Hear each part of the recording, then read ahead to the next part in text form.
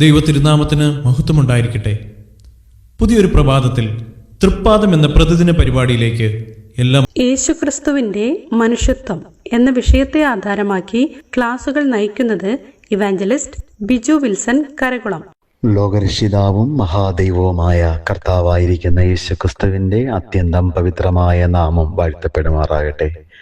ഈ പ്രഭാതത്തിൽ തൃപ്പാദം എന്ന ശുശ്രൂഷയിൽ കൂടി എന്നെ ശ്രദ്ധിക്കുന്ന ഏവർക്കും സ്നേഹവന്ദനം. ദൈവമാകുന്ന കർത്താവ് ഈ പ്രഭാതത്തിൽ നമ്മെ അനുഗ്രഹിക്കട്ടെ.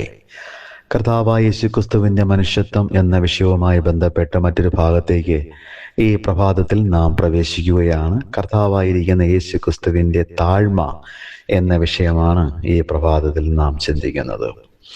മത്തായി എഴുതിയ സുവിശേഷം 11-ാം അധ്യായത്തിന്റെ 29-ാമത്തെ വാക്യത്തിൽ കർത്താവ് സ്വയം അവകാശപ്പെടുന്നു, ഞാൻ സൗമ്യതയും താഴ്മയും ഉള്ളവനാകൊണ്ട് എൻ്റെ നുകമേറ്റ് എന്നിൽ നിന്ന് നിങ്ങൾ പഠിക്കണം എന്ന് കർത്താവ് പറയുന്നു.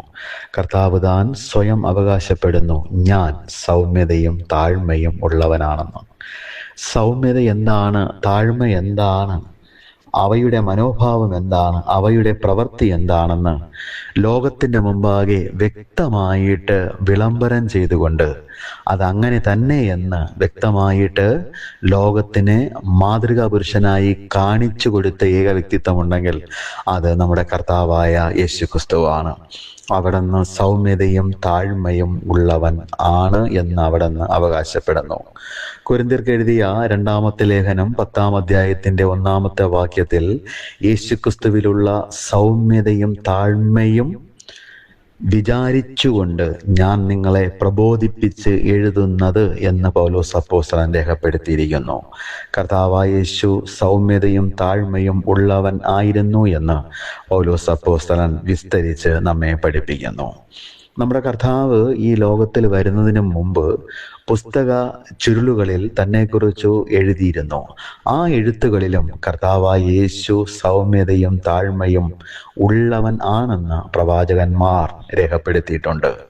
സഖര്യാ പ്രവാചകന്റെ പുസ്തകം 9-ാം അധ്യായം 9-ാമത്തെ വാക്യത്തിൽ സിയോൻ പുത്രിയെ നീ ആർത്തുഘോഷിക്ക എന്ന് പ്രവാചകൻ പറഞ്ഞതിന് ശേഷം പിന്നീട് പറയുന്നത്, നിന്നെ മേയ്ക്കേണ്ടതായ തലവൻ അല്ലെങ്കിൽ ജയാളിയായിട്ട് യെരുശലേമിലേക്ക് വരുന്നതായിരിക്കുന്ന മശിഹ സൗമ്യനായി താഴ്മയോടെ വാഹനമൃഗത്തിൻ്റെ കുട്ടിയുടെ പുറത്ത് ഇതാ എഴുന്നള്ളുന്നു എന്ന് പ്രവാചകൻ പറയുകയുണ്ടായി.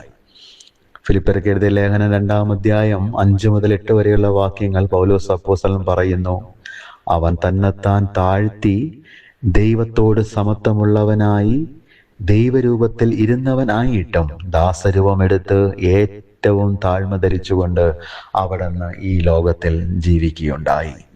താഴ്മയുടെ ജീവിതം എന്താണ്? താഴ്മയുടെ പാഠം എങ്ങനെ മനുഷ്യനെ പഠിപ്പിക്കുവാൻ കഴിയുമെന്ന് ലോകത്തിൻ്റെ മുമ്പാകെ കാണിച്ചു കൊടുത്ത ചരിത്ര പുരുഷനാണ് നമ്മുടെ കർത്താവായ യേശുക്രിസ്തു.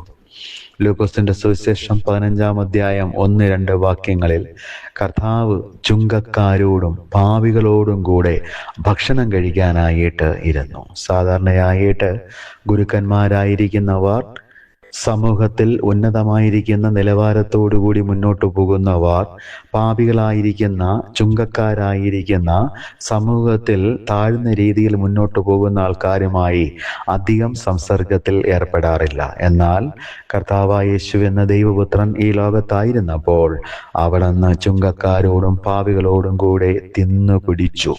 കർത്താവിൻ്റെ താഴ്മയാണ് അവിടെ കാണിക്കുന്നത്. യോഹന്നാന്റെ സുവിശേഷം 13-ാം അധ്യായം 4-5 വാക്യങ്ങൾ നമ്മൾ പഠിക്കുമ്പോൾ ശിഷ്യന്മാരുടെ കാല് കർത്താവായിരിക്കുന്ന യേശുക്രിസ്തു കഴുകി.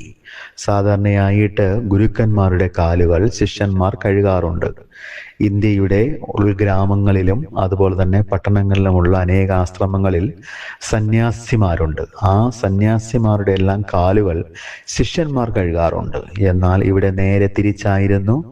മഹാഗുരുവാകുന്ന കർത്താവായ യേശു, ഞാൻ കർത്താവും ഗുരുവും ആകുന്നു എന്ന് അവകാശപ്പെട്ടവനായ കർത്താവായ യേശു ശിഷ്യന്മാരുടെ കാല് കഴുകി താഴ്മ എന്താണെന്നുള്ള കാര്യം ലോകത്തിൻ്റെ മുമ്പാകെ കാണിച്ചു കൊടുത്തു.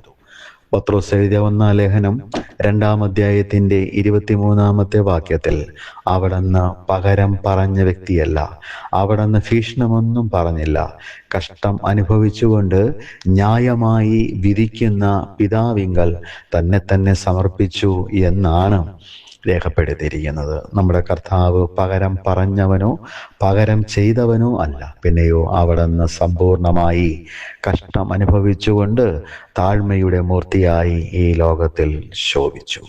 നമ്മുടെ കർത്താവ് താഴ്മയുള്ളവനാകുന്നു എന്ന് നാം പഠിക്കുമ്പോൾ കർത്താവ് ഒരിക്കലും ദേഷ്യപ്പെട്ടിട്ടില്ല, കർത്താവ് ഒരിക്കലും കോപിച്ചിട്ടില്ല എന്നൊരിക്കലും ചിന്തിക്കാൻ പാടുള്ളതല്ല. അവിടുന്ന് സമ്പൂർണനായി സൗമ്യനും താഴ്മയും ഉള്ളവനായിരിക്കുമ്പോൾ തന്നെ അധർമ്മം കണ്ടപ്പോൾ, ഈ ലോകത്തിൽ ദൈവത്തിൻ്റെ മുൻപാകെ ഏറ്റവും മോശം എന്ന് തോന്നുന്നതായിരിക്കുന്ന കാര്യങ്ങൾ കണ്ടപ്പോൾ കർത്താവ് അവിടെ ദേഷ്യപ്പെടുകയും കോപം കൊണ്ട് നിറയുകയും ചെയ്തു. യെരുശലേം ദേവാലയത്തിൽ വാങ്ങുന്നവരെയും വിൽക്കുന്നവരെയും പൊൻവാണിഭക്കാരെയും കണ്ടപ്പോൾ കർത്താവ് കയ്യിൽ ചമ്മട്ടി ഉണ്ടാക്കി. അധർമ്മ പ്രവൃത്തി ചെയ്യുന്നതായിരിക്കുന്ന പരീശന്മാരെയും ശാസ്ത്രിമാരെയും സദൂക്യരുടെയും മുഖത്ത് നോക്കി കർത്താവ് അവരെ വെള്ള തേച്ച ശവക്കല്ലറകൾ, സർപ്പസന്തതികളെന്ന് സംബോധന ചെയ്തു. അത് അധർമ്മം കണ്ടപ്പോഴാണ്. എന്നാൽ കർത്താവ് എപ്പോഴും താഴ്മയുള്ളവനായിരുന്നു. എന്നാൽ അധർമ്മം കണ്ടപ്പോൾ കർത്താവിന് കോപമുണ്ടായി എന്നും തിരുവെഴുത്ത് പഠിപ്പിക്കുന്നുണ്ട്. അതുകൊണ്ട് നമ്മുടെ ജീവിതത്തിലും അധർമ്മത്തിന് നാം കൂട്ടുനിൽക്കുവാൻ തക്കവണ്ണം പാടുള്ളതല്ല. അപ്പോൾ തന്നെ നമ്മൾ കർത്താവായ യേശുവിൻ്റെ മാതൃക പിൻപറ്റിക്കൊണ്ട് ഈ ലോകത്തിൽ പൂർണ്ണമായും താഴ്മയോടുകൂടി ജീവിക്കണമെന്നാണ് കർത്താവ് നമ്മെ പഠിപ്പിക്കുന്നത്. മാത്രമല്ല, ആ താഴ്മയുടെ മനോഭാവമാണ് നമ്മുടെ എല്ലാവരുടെയും ജീവിതത്തിൽ ഉണ്ടാകേണ്ടതെന്നാണ് കർത്താവ് നമ്മെ പഠിപ്പിച്ചിരിക്കുന്നത്.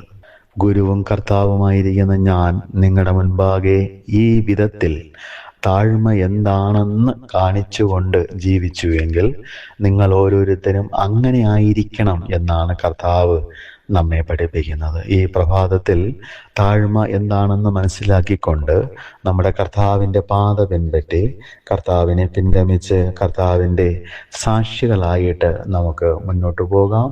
ഈ വചനങ്ങളാൽ ഈ പ്രഭാതത്തിൽ വീണ്ടും ദൈവമാകുന്ന കർത്താവ് നമ്മെ അനുഗ്രഹിക്കട്ടെ. ഈ പ്രഭാതത്തിൽ എന്നെ കേട്ട എല്ലാ സഹോദരീ സഹോദരന്മാരെയും മാതാപിതാക്കളെയും കുഞ്ഞുങ്ങളെയും ദൈവം എല്ലാ നന്മകളും നൽകി ഈ പ്രഭാതത്തിൽ ആശീർവദിക്കട്ടെ. അവിടുത്തെ പരിശുദ്ധമായിരിക്കുന്ന നാമം വീണ്ടും വാഴ്ത്തപ്പെടുമാറാകട്ടെ. ആമീൻ.